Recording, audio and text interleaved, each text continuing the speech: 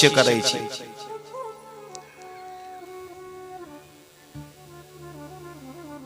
पतीनं केलेलं पाप पतीलाच भोगावं लागतं, ते पत्नीकडे जात नाही. पण पत्नीकडून जर कदाचित पाप घडलं तर ते पतीला भोगावं लागतं. प्रजेनं जर पाप केलं तर राजाला भोगावं लागतं, राजानं जर केलेलं पाप असेल तर प्रजेला भोगावं लागत नाही. असं एक निर्वाळा शिवरात्रीच्या कथेमध्ये आलेला आहे. म्हणून पती आणि पत्नी यांचा अलौकिक असणारा संबंध कायमस्वरूपी जुळून राहण्याकरिता सत्कर्म करत असताना दोघांनी बरोबर करावं.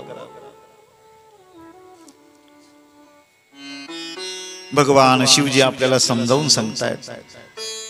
संग सती जग जननी भवानी. सतीला बरोबर नेलेला आहे. गेल्याबरोबर भगवान शिवजीनं कुंभज ऋषींना नमस्कार केला. कुंभज ऋषींनी भगवान शिवजीला वंदन केलं. वक्ता आणि श्रोता यांचा संबंध कसा असावा गोस्वामी या ठिकाणी वर्णन करतायत.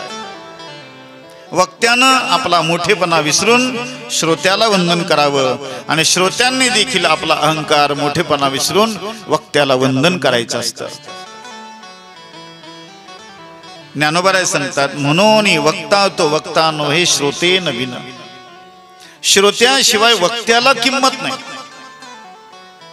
म्हणून ज्ञानोबरांनी या श्रोत्याला किती किंमत दिली. प्रभू तुम्ही महेशाची मूर्ती, मी दुबळा अर्चितसे भक्ती. म्हणून बोल जरी गंगावती, तरी स्वीकाराल की. वक्ता आणि श्रोता यांचा संबंध किती अलौकिक आहे. भगवत कथा करत असताना, श्रवण करत असताना गाणारा असेल ऐकणारा असेल दोघांच्या करता नियम आहे. आणि तो नियम या ठिकाणी गोस्वामी वर्णन करून सांगतायत. भगवान शिवजी कुंभज ऋषीला वंदन करतायत आणि कुंभज ऋषी भगवान शिवजीला वंदन करतायत. पण याचा अर्थ सतीनं मात्र वेगळा काढला. सतीनं कुंभज ऋषीला वंदन केलं नाही, नमस्कार केला नाही. उलट मनामध्ये विकल्प धारण केला, हा दाढीवाला बाबा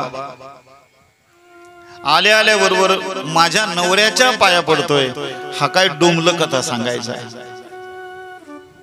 भगवान शिवजीच्या अंतःकरणामध्ये कुंभज ऋषींच्या बद्दल अतीव श्रद्धा आहे, पण सतीच्या मनामध्ये श्रद्धा नाहीये. वक्त्याबद्दल अंतःकरणामध्ये उपासात्मक भाव आलेला आहे.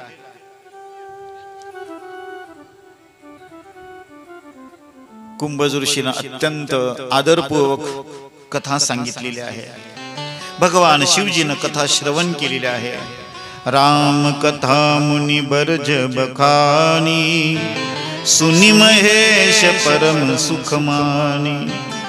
मुनि संग विदा मांगी त्रिपुरारी, चले भक्त संग दक्ष कुमारी. आल्याबरोबर गोस्वामी तुलसीदासजी महाराज सांगतात, संग सती जग जननी भवानी. सुरुवातीला तिला विशेषण लावलं जग जननी भवानी.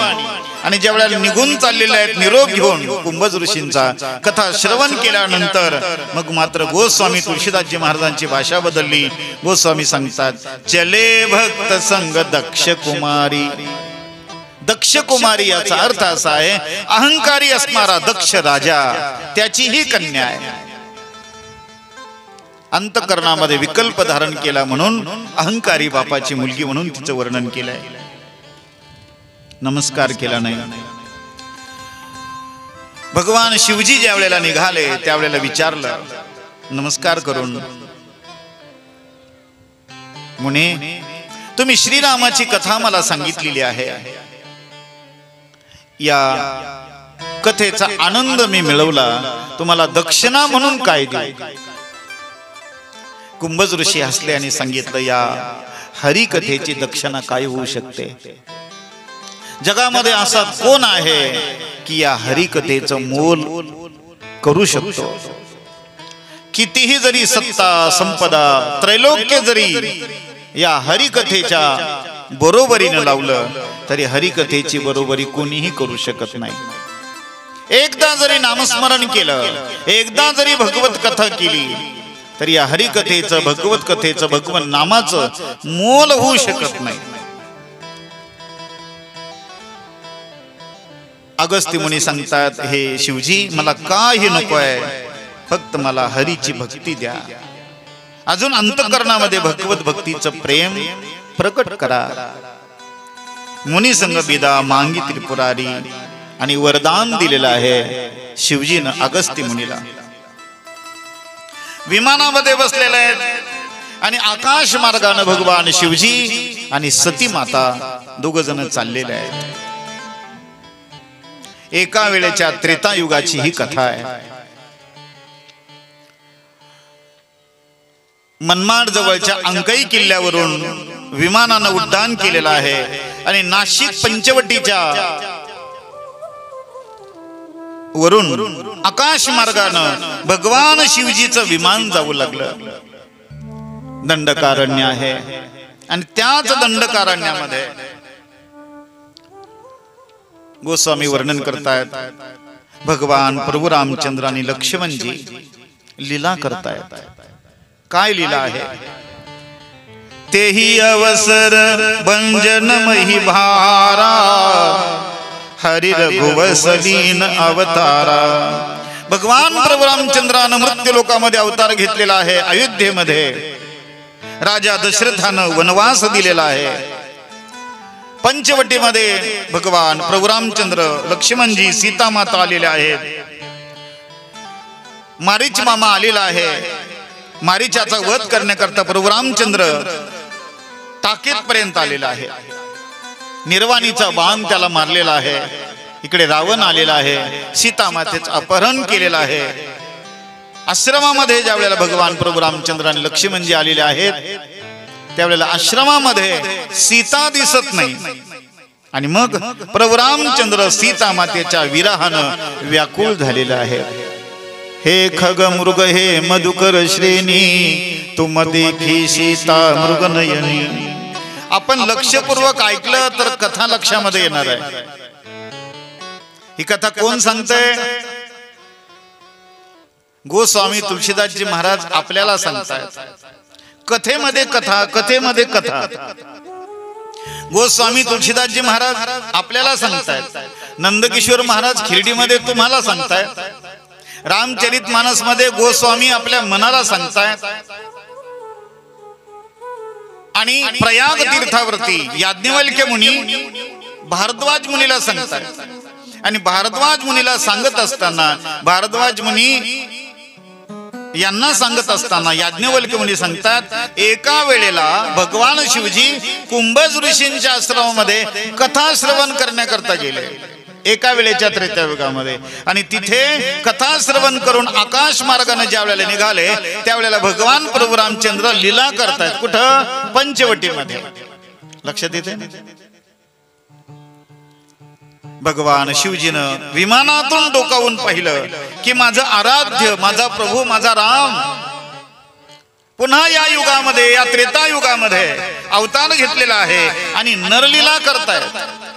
विमान खाली उतरवलेला आहे आणि ज्या भूमीवरती भगवान प्रभू रामचंद्र या लीला करतायत त्या भूमीवरती साष्टांग दंडवत घातला. बोलो प्रभू रामचंद्र भगवान की जय. सच्चिदानंद भगवान की जय. जय सच्चिदानंद जय पावन, अस काही चलेवू मनोजन सावन. भगवान शिवजी पुन्हा पुन्हा लोटांगण घालतात. पुन्हा पुन्हा ती माती आपल्या कपाळाला लावतात. पुन्हा पुन्हा लोटांगण घालतात. पुन्हा ती माती आपल्या कपाळाला लावतात. प्रभू रामचंद्राकडे पाहतात. जय हो सच्चिदानंद भगवान, परब्रह्म परमात्मा, आपकी जय हो, आपकी जय हो. शिवजी पुन्हा पुन्हा अत्यंत हर्ष उल्हासानं प्रभूला लांबून नमस्कार करतायत. प्रभूच्या लीलेमध्ये बाधा नको म्हणून काही अंतर ठेवून भगवान शिवजी वर्णन करतायत, वंदन करतायत. तिथे सती आहे. सती रामाकडे पाहते आणि आपल्या पतिदेवाकडे पाहते. तिकडे रामाकडे पाहते आणि आपल्या पतिदेवाकडे पाहते. तिच्या मनामध्ये संशय आहे. समोरचा झाडाला, वेलीला, पक्षाला विचारतोय, स्वतःच्या पत्नी करता विवाह झालेला आहे. सीते सीते सीते, बायको करता पागल झालेला तो कोणी माणूस दिसतोय, साधारण मानव दिसतोय, आणि माझा पती त्याला सच्चिदानंद भगवान म्हणतोय. काय म्हणावं, ते अगोदरच पागल आणि माझा नवरा झाला त्याच्याकरता पागल. सती त्यांच्याकडे पाहते, यांच्याकडे पाहते आणि विचारलं, स्वामी तुम्ही कोणाला वंदन करत आहात, ते कोण आहेत? त्यावेळेला भगवान शिवजी सांगतात, हे सते, जासु कथा कुंभजरुसी गाई, भगति जासु मैं मुनि सुनाही, सोही मम इष्ट देवस्तु वीरा, सेवत जाहि सदा मुनि धीरा. ज्या भगवान परमात्म्याची कथा आपण आता श्रवण केली आहे, रामाची कथा कुंभज ऋषीने आपल्याला सांगितली, तीच कथा, त्याच कथेचा नायक भगवान प्रभू रामचंद्र साक्षात परब्रह्म इथे नरलीला करतायत. पतिदेवानं सांगितलं पण सतीचा विश्वास बसला नाही. ते कसलं परब्रह्म? बायको करता रडणारा कुठं देव असतो का? संशय अंतकरणामध्ये धारण केलेला आहे. बऱ्याच लोकांचा मनामध्ये असा भाव आहे, ज्याला आई नाही, ज्याला वडील नाही, ज्याला पत्नी नाही, ज्याला मुलं नाही, ज्याला जमीन नाही, ज्याला काही व्यवहार कळत नाही, जो अनपढ आहे, असा कोणी जर असेल मग तो संत, तो महात्मा, तो स्वामी. ज्याला कोणीच नाही, ज्याला माणुसकी सुद्धा नाही, त्याला महात्मा म्हणतात. आणि ज्याला याच्यातलं सगळं आहे मग त्याला कोणी संत म्हणायला तयार नाही.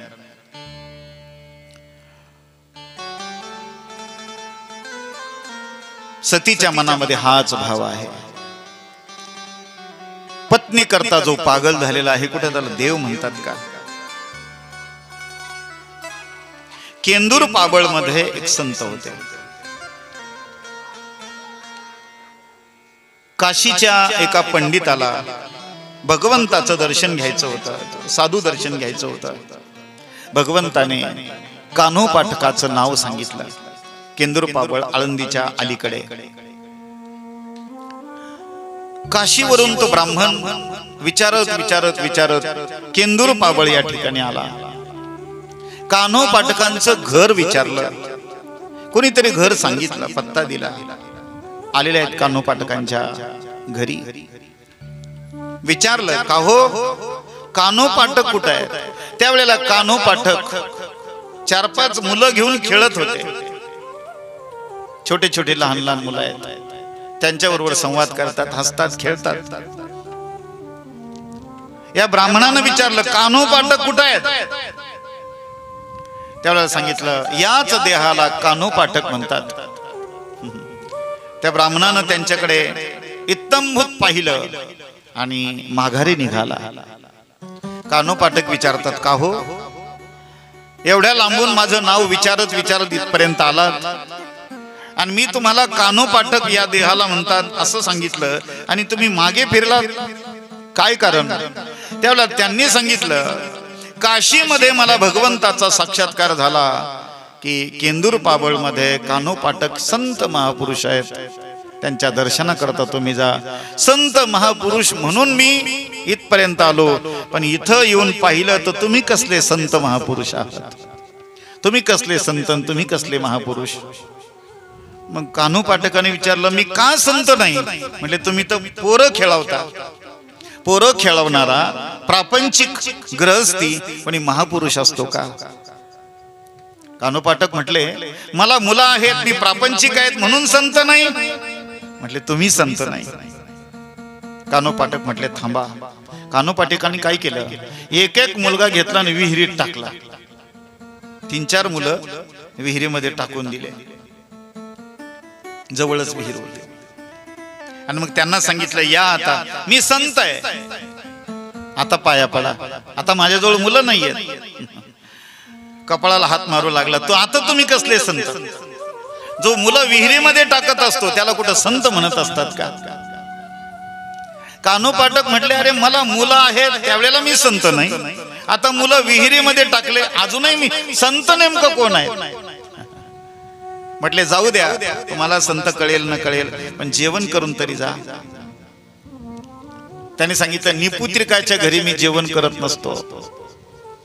कानोपाटकांनी काही नाही, फक्त त्या मुलांचे नाव घेतले. एक एक मुलगा जवळ येऊन जेवणाकरता बसलेला आहे. सगळ्यांनी वंदना केली, वर्णन केलं. बोलो कानोपाटक भगवान की जय.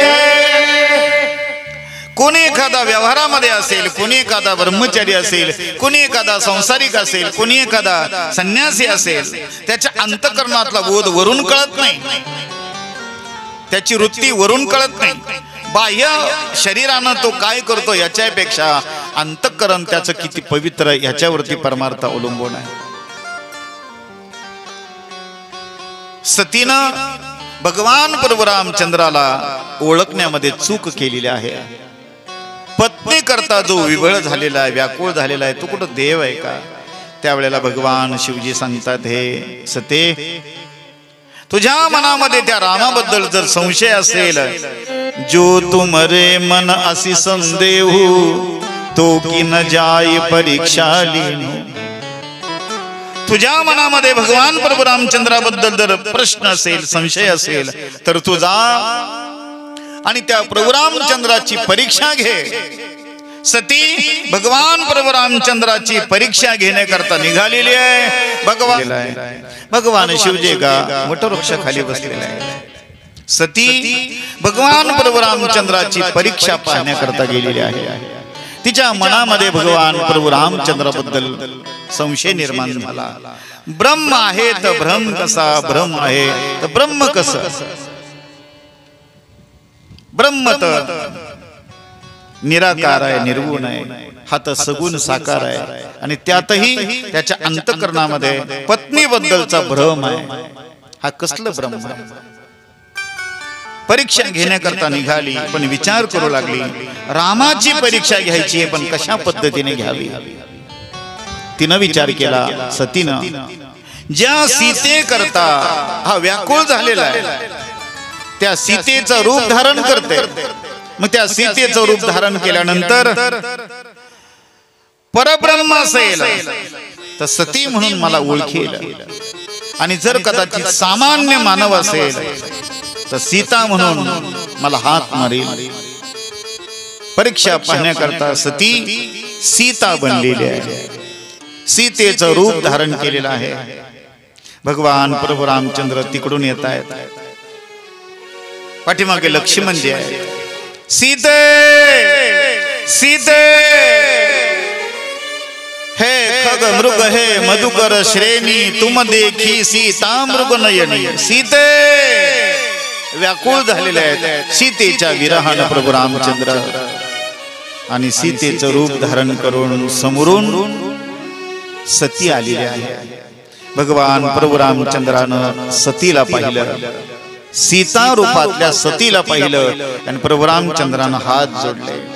जोरी पानी प्रभु की न प्रणाम, पिता समेत लिज निज नाम.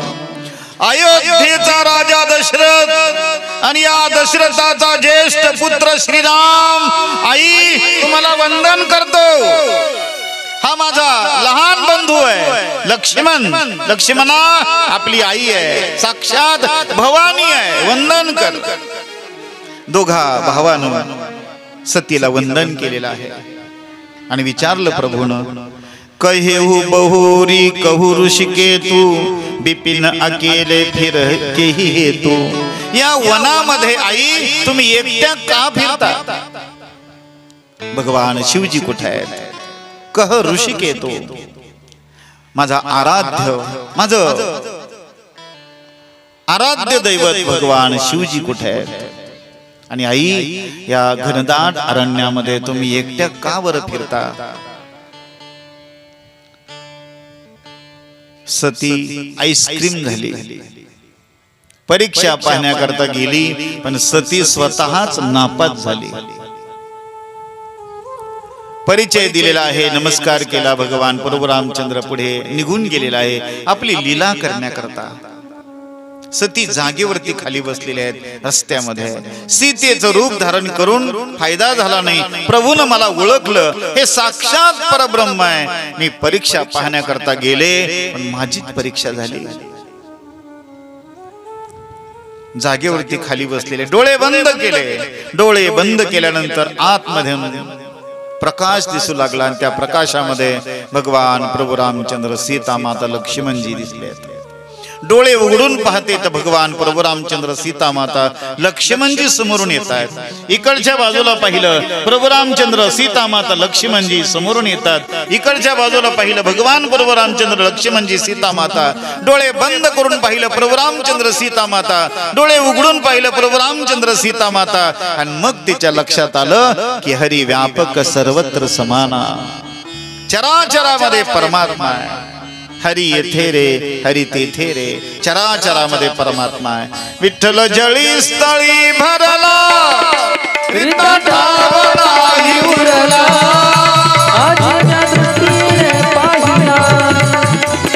विठ्ठल जळी स्थळी भरला, रिता ठावणाही उरला.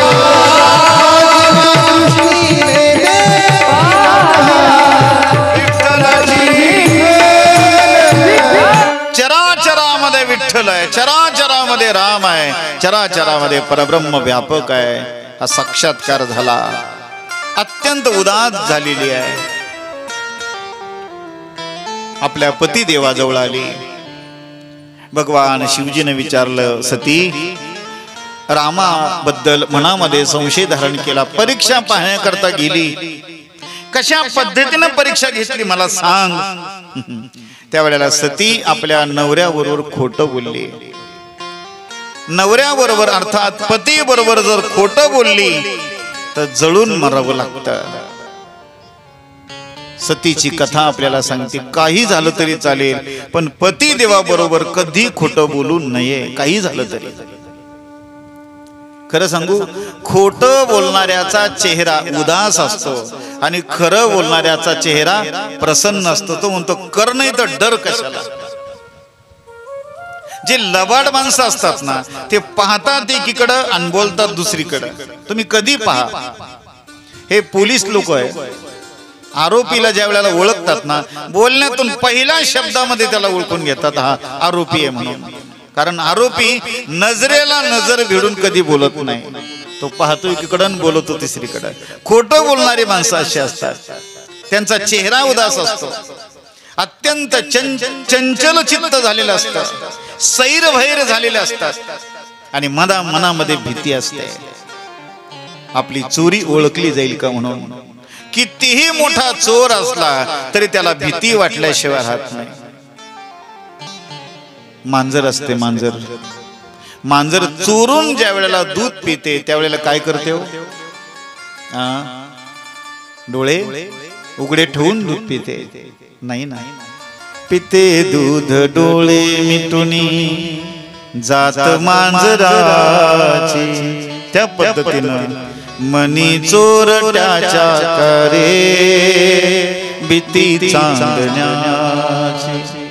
सरावल्या हाता नाही कंपका सुसावा. उघडदार देवा आता, उघडदार देवा. देहातीची दोरी भक्तीचाच ठेवा. उघडदार देवा आता, उघडदार देवा. उघडदार देवा आता, उघडदार देवा. अलीकडे भावगीत म्हटलं की लोकांना आवडतं, पण भजन कीर्तनामध्ये वाद्यवृंदासहित भजन कीर्तनामध्ये संप्रदायानं आणि आमच्या वारकरी शिक्षण संस्थेनं परवानगी दिली नाही. म्हणून जो नियम आहे तो नियम पाळणारे आम्ही मंडळी आहोत. समोर कॅमेरे लावलेले आहेत. कदाचित यांनी जर टाकलं तर परत संध्याकाळी मला फोन येतील, बाबा तुम्ही कीर्तनामध्ये भावगीत म्हटले. बरं भाऊ म्हटलं. सद्गुरु जोग महाराजांची परंपरा पाळणारी मंडळी आपण आहोत. गद्यामध्ये म्हणायला चांगले, काही अडचण नाही तसं, पण सगळ्या बरोबर परवानगी नाही. कीर्तनामध्ये सिंत नाही वाजवायची, असं जोग महाराजांचे नियम आहेत. पेटी सुद्धा चालत नाही. अजूनही तुम्ही आळंदी ते पंढरपूर किंवा जे फडकरी परंपरेतले लोक आहेत तिथे पेटी कीर्तनाला चालत नाही. लावणी मृदंग श्रुती टाळ घोष आणि सेव ब्रह्मरस आवडीने, कारण सात्विक वाद्य आहेत हे. आता हा कथे करता उत्तरेकडच्या लोकांनी पायंडा पाडला, काही अडचण नाही. आनंद मिळत असेल तर काही अडचण नाही, पण आसुरी आनंद प्राप्त होता कामा नये, राजसी आनंद प्राप्त होता कामा नये. आनंद मिळाला पाहिजे शुद्ध सात्विक स्वरूपाचा, याच्या करता नियम आहे ते.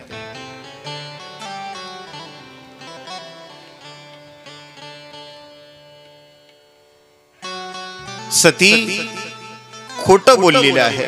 कचुन परीक्षा लीन गुसाई, कीन प्रणाम तुम्हरी नाही. तुम्ही ज्याप्रमाणे भगवान प्रभू रामचंद्राला वंदन केलं, तुम्ही तर लांबून वंदन केलं, मी जवळ जाऊन प्रभू रामचंद्राला नमस्कार केला. मी कोणत्याही पद्धतीची परीक्षा पाहिली नाही. आपल्या पतिदेवाबरोबर खोटं बोललेले आहे. पहिली चूक केली सतीनं. काय? कुंभज ऋषींच्या आश्रमामध्ये गेल्याबरोबर संतांना वंदन केलं नाही. पहिली चूक. काही झालं तरी चालेल, आपल्या दारामध्ये संत साधू ऋषी मुनी सज्जन कुणी आले की त्याला वंदन करावं. नाथ महाराज सांगतात, आपण जर त्यांचं वंदन केलं, त्यांची जर पूजा केली, त्यांच्या सेवेमध्ये काही आपला भाव समर्पित केला, नाथ महाराज सांगतात, घाली संतासी असणे पूजा करी काया वाचा म्हणे, एका जनार्दनी जाणे इच्छिले ते पुरवी. भगवंत ती इच्छा पूर्ण करतो. ज्यांची आपण सेवा करत आहोत ते काय करतील माहित नाही, पण भगवंत प्रसन्न होतो आणि आपल्याला आशीर्वाद देतो. पहिली चूक सतीनं केलेली आहे, कुंभज ऋषींच्या बद्दल अंतःकरणामध्ये उपहास प्राप्त करून घेतला. दुसरी चूक केलेली आहे सतीनं, प्रभू रामचंद्राबद्दल संशय धारण केला. आणि तिसरी चूक सतीनं केलेली आहे, आपल्या नवऱ्याबरोबर खोटं बोलली. तीन चुका केल्या. इजा बिजा आणि तिजा, 3 चुका केल्या. माता माऊल्यांनो लक्षामध्ये ठेवा या 3 चुका.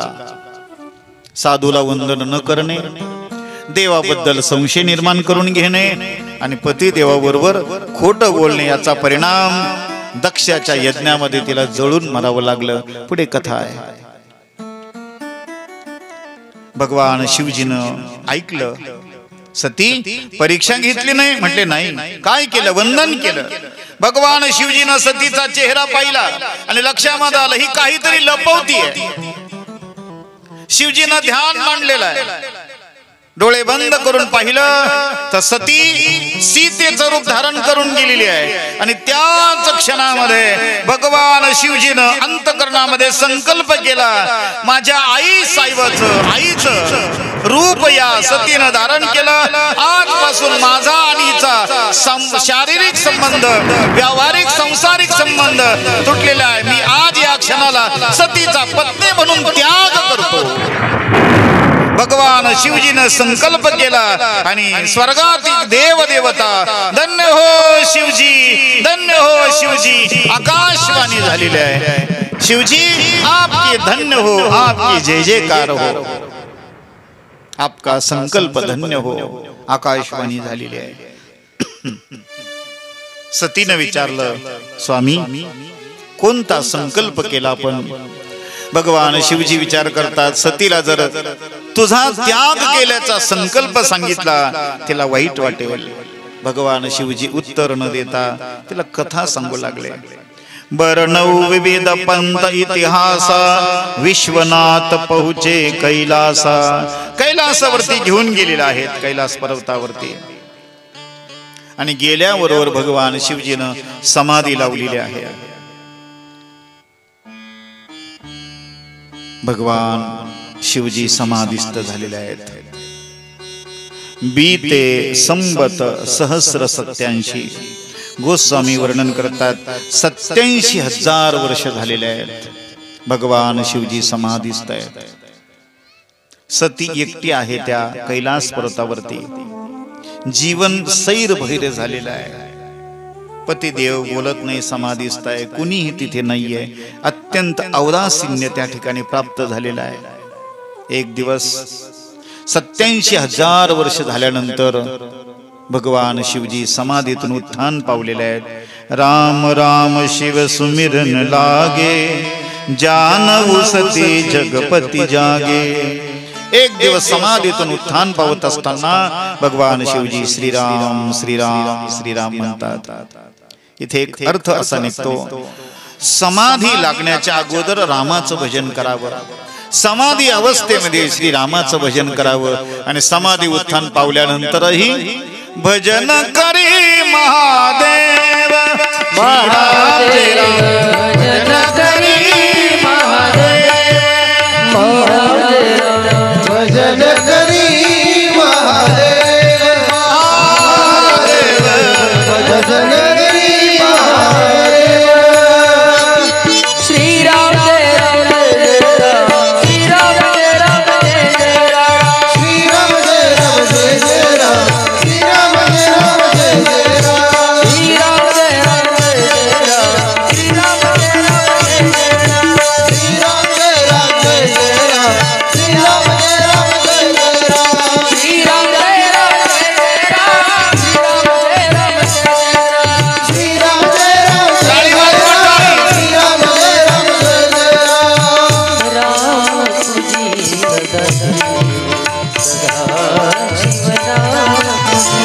सदा शिव भजन करी महादेव महादेव भजन करी महादेव भजन करी महादेव.